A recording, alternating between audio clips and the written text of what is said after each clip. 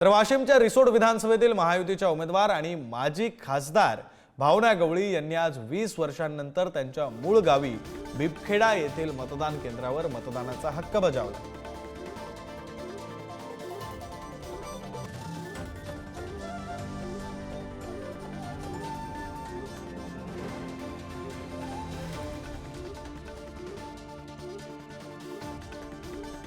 वाशिम जिल्ह्यातील रिसोड विधानसभा मतदारसंघातून भावना गवळी या महायुतीच्या उमेदवार म्हणून निवडणूक लढवत आहेत। यापूर्वी त्या सलग 5 वेळा खासदार राहिल्या होत्या।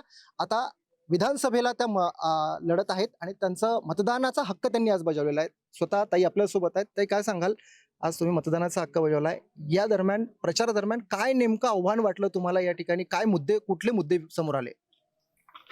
प्रथम तर या मतदारसंघामध्ये जी मी तयारी सुरू केली, म्हणजे मी तशी तयारी केली नव्हती, परंतु लाडक्या बहीण योजनेच्या माध्यमातून मी मुख्यमंत्र्यांनी दिलेल्या आदेशाप्रमाणे सगळ्या लाडक्या बहिणींना मी भेटत होती। त्यांच्या काय समस्या आहेत, काय प्रश्न आहेत, नोंदणी होत आहेत की नाही, या सगळ्या गोष्टीवरती मी काम करत होते।